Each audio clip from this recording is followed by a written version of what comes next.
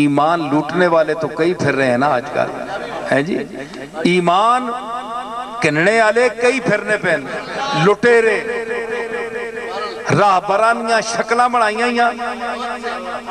ہیں جی، اتوں لگنے راہ بر تے وچوں ڈاکو لٹیرے، انہاں لٹیریاں کو بھی بچو، انہاں لیڈراں کو بھی بچو، اے بھی بڑے لٹیرے نے اور اے جے بتیرے نے، ہاں ایک نہیں بتیرے نے، اے لیڈر، یہ لیڈر گا رہا ہے قوم کے گیت مگر آواز بالکل بے سری ہے، گیت قوم نے گا رہا ہے لیکن آواز بے سری ہے کیونکہ نیت ٹھیک نہیں، اسا پتہ ہے کہ الیکشن آ رہا ہے اور جناب چاہے وزیر اعظم بیٹھے یا صدر پاکستان بیٹھے اگلے 5 سالاں واسطے ذہن چل رہا ہے کہ کرنا کوئی ایسا طریقہ ہوئے کہ کرسی 5 سال اور مل گئے، طریقہ دیکھو بھائی تسی قوم خوش کرو، قوم نہیں ہو منگا تے تسی پورے اترو، جس نظام نے نفاذ واسطے اے ملک بنے ہے اس نظام نافذ کرو، تسی اپنے بزرگاں کو ڈرنے ہو،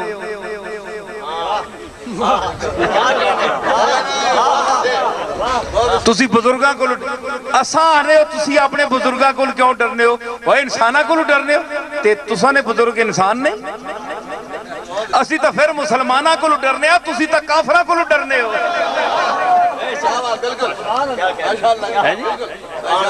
اسی تا پھر مسلمانہ کو انہاں لوگاں کو ڈرنے ہاں کہ کسی بزرگ نہیں بدعا نہ پہ ونجے کہ اللہ کا مقبول ہے، قبر میں لیٹا ہوا ہے، آج بھی اگر کوئی گستاخی کر دی تو اللہ نہ پکڑ لے، مسلمان ہے اس کی وجہ ہے، آپ تو کافروں سے ڈر رہے ہیں۔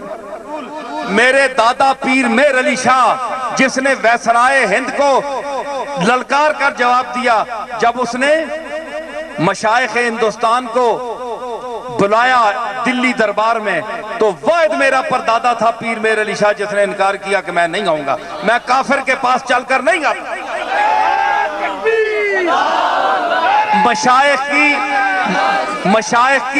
مشائخ کی اکثریت گئی،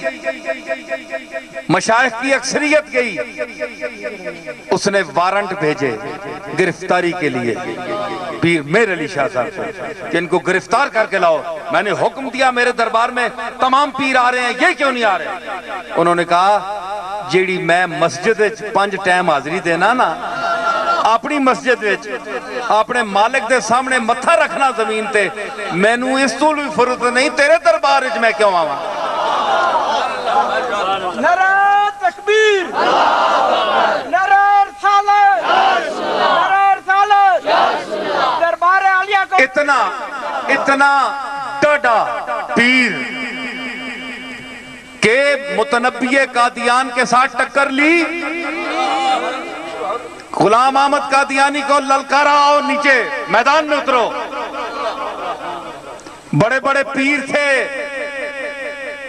بڑے بڑے علماء تھے، بڑے بڑے مشائخ تھے، مولانا فاضل بریلوی اس وقت موجود تھے، اس کے بعد 22 سال زندہ رہے۔ یہ لوگ کہاں گئے سارے؟ مرزا غلام احمد نے صرف میرے دادا کو کیوں للکارا، کیوں بلایا، اور لوگوں کو کیوں نہیں بلایا؟ آج دیوبندی علماء بھی اٹھ رہے ہیں کہ ہم رد مرزائیت میں یہ کر رہے ہیں وہ کر رہے ہیں، کتابچے لکھے ہیں، ارے کتابچے لاؤ، میں دادا کی تصنیف سیف چشتیائی سامنے رکھتا ہوں، اکثر نے چربہ اتارا ہے میرے دادا کی کتاب کا، اور جس کو علم کا دعویٰ ہے میں چیلنج کرتا ہوں تمام مکاتب فکر کے علماء کو بغیر استثناء کے، یہ جتنے جبے کبے پہن کر آتے ہیں، یہ مولوی آئیں بیٹھیں، علماء کا ایک پینل بیٹھے گا، میرے دادا کی ایک کتاب کی 2 سطروں کا ترجمہ اور مفہوم ہی بیان کرتے ہیں میرے سامنے، اتنی جرت نہیں ہے، اتنا علم نہیں ہے، سمجھ آئی؟ تو اتنا دلیر انسان، شیر، اللہ کا شیر، لیکن جب مدینے کا ذکر آیا تو فرمایا میں ہوں وہاں سگ مدینے دی گلی دا میں ہوواں سگ مدینے دی گلی دا، اے ہو رتبہ ہے ہر کامل ولی دا، کہ مجھے وہاں کا سگ بنا دے۔ اب لوگ کہتے ہیں جناب کتا تو بڑی عاجز چیز ہے، پلیت چیز ہے، یہ بزرگوں نے، جامی نے اور اس قسم کے لوگوں نے اپنے آپ کو کتا کیوں کہا؟ آج کل بڑے پٹھے پٹھے سے انہوں نے کیوں کہا؟ میں کہے عقل کرو، پڑھے لکھے ڈنگرو، تعلیم یافتہ داندو ہیں۔ اس کا مطلب یہ ہے کہ کتے کی 8 خصلتیں ہیں۔ امام اسماعیل حقی افندی مصری نے تفسیر روح البیان میں لکھا ہے کہ اگر 8 خصلتوں کو اپنا لے ایک انسان تو وہ ولی کامل بن جاتا ہے۔ کتے کی 8 خصلتیں، اس میں ایک خصلت میں آپ کو بتاتا ہوں، وفا، مالک کے در سے وفا۔ بھوکا کتا رہے گا وہیں بیٹھا رہے گا، کسی اور در پر نہیں جائے گا۔ تو ہمارے جامی نے کہا کہ سگیست جامیوں جایش ہمیشہ خاک درت، نہ آ سگے کہ بہر آستانہ باشد۔ تو جامی ایک یا رسول اللہ آپ کا ایک ایسا کتا ہے کہ جس کی جگہ آپ کا ہی دروازہ ہوتا ہے ہمیشہ۔ یہ وہ کتا نہیں کہ یہاں اٹھ کر کسی اور دروازے پر چلے گئے۔ جامی وہ کتا ہے جو دربار رسول پر دروازے پر ہی بیٹھنے والا ہے۔ تو مولانا جامی حافظ قدسی ہمارے مشاہیر سخن نے جو اپنے آپ کو کتا کہا ہے وہ اس وفا کی وجہ سے کہ کم از کم یا رسول اللہ ہم جو کتے کی وفا ہیں ہم اس مسئلے میں آپ کے دروازے کے کتے ہیں، یعنی ہم وفا اپنی ثابت کر کے دیں گے آپ کو، اس لیے کتا کہتے ہیں۔ ورنہ اللہ تعالیٰ نے انسان کو تو اشرف المخلوقات بنایا ہے۔ تو مطلب یہ ہے کہ اتنا بڑا آدمی جو انگریز کے سامنے ڈٹ گیا، جو ان فطروں کے سامنے ڈٹ گیا، لیکن جب محبت رسول کا ٹائم آیا، حضور کا عزت کا ٹائم آیا، تو پھر میدان میں آ گیا۔ جہاد کے لیے انگریز نے کہا کہ 700 مربع دیں گے۔ کتنے بڑے بڑے سردار بک گئے۔ یہ آج جو بڑے بڑے سردار بکے ہیں نا،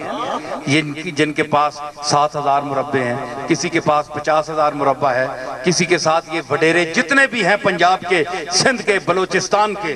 یہ سارے انگریزوں کے پالتو ہیں۔ سب انگریزوں سے کھایا ہے انہوں نے،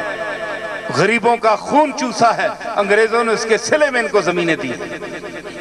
میرے دادا کو بھی 700 مربع دینے کی پیشکش کی،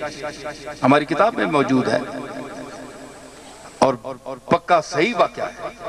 کہ جہاد کے خلاف آپ لکھیں۔ انگریز نے کہا جہاد نہیں، اس وقت بھی کہا، آج بھی کہہ رہا ہے جہاد کی کتاب آیات نکالی نا، اب علماء نے شور مچایا تو پھر بحال کیا۔ اس وقت بھی انگریز نے کہا، پیر صاحب نے فرمایا کہ 500 نہیں 5 لاکھ مربع بھی دو تو جہاد کے خلاف میں فتویٰ دوں، جو نصوص قطعیہ سے ثابت ہے، قرآن مجید سے ثابت ہے۔ میر علی شاہ اپنی جوتی پر بھی نہیں لکھتا 5 لاکھ مربعوں کو۔ تو آج پیر میر علی شاہ نے اس وقت کوئی امیر ہونے کی وجہ سے نہیں کہا تھا کہ میرے پاس بڑے پیسے ہیں چلو یار میں ویسے ہی کہہ دوں، نہیں، غریب تھے، ایک وقت کا کھانا ہوتا تھا، ایک وقت کا نہیں ہوتا تھا، جنگلوں میں اللہ اللہ کرتے تھے، وہ ٹائم تھا۔ تو غریب جب آدمی ہو تو ذرا سی بھی لالچ آئے تو انسان لے لیتا ہے، یار کیا ہوتا ہے، جس طرح آج کل لوگ کرتے ہیں، علماء بک جاتے ہیں، مفتی بک جاتے ہیں جی، فتوے بدل دیتے ہیں، شریعت کے حکم بدل دیتے ہیں۔ تو انہوں نے اس غربت کو اختیار کیا، فقر محمدی کو، لیکن اپنا ایمان نہیں بیچا، اپنا فتویٰ نہیں بیچا۔